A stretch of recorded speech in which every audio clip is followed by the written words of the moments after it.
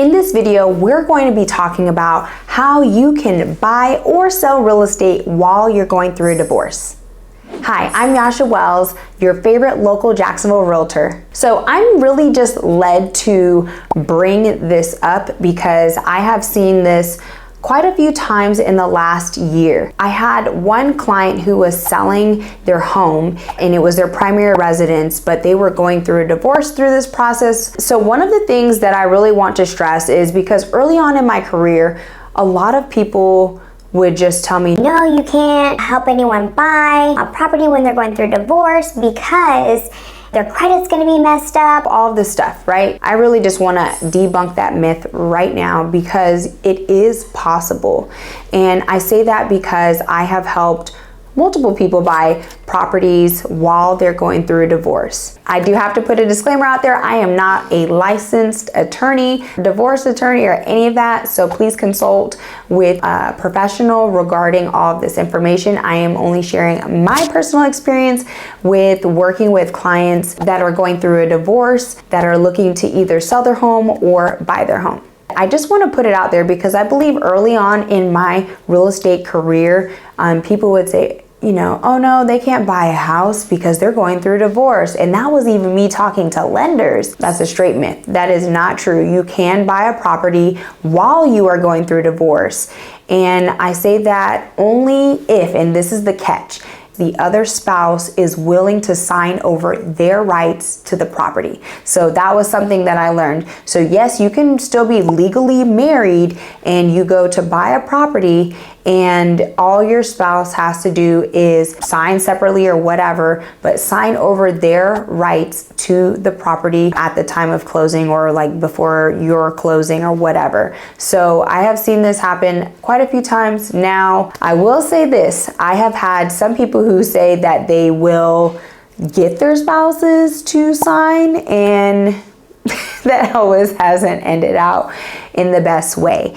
And I had one person where we just literally had to cancel because her spouse or her legal spouse would not sign. He did not care. I even went to his home address asking, you know, because we're already so far in the process, literally getting ready to close, and that's what he tells me. I was not able to close on that property and my client could not get the property because her spouse was not willing to sign. So we actually had to cancel the contract. And then I have another client who just sold their home this past year. They're still actually going through this process right now, but they sold their home, their primary residence, last year. Everything worked out. They split the proceeds down the middle. They didn't even have attorneys really involved at that time, right? The wife was able to go and buy a property. The husband was like, cool, yep, I want you to go forward with your life, whatever, go buy your property. And so he, you know, went and signed for her. And when I say sign, I mean sign the deed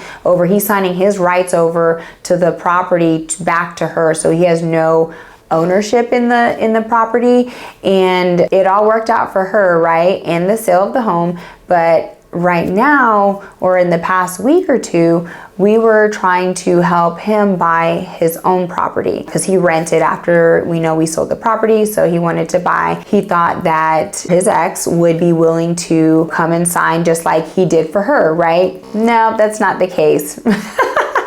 And it's very unfortunate because now that, you know, time has passed and the separation and the divorce has gotten just, people have their own opinions and things like that, but it got ugly, and basically she's not willing to do the same thing that he did for her. So it's very unfortunate because he really wanted to buy a new home or buy a home in general and just move on with his life. Wasn't able to transact on that one for him or help him on that one, but the divorce will be finalized within the next month. So we will try again and hopefully we'll be able to even get him a better deal in the location that he was looking to buy in. And then my other one had a seller last year who wanted to sell, and part of their agreement between her and her ex was that she was going to get 100% of the proceeds, which, hey, if it's in writing or if that's whatever you guys agreed to, whatever, you guys, work that out. We had the property on the market and then went under contract and we're going to the closing table. Basically, the ex husband showed up to closing, signed over his rights.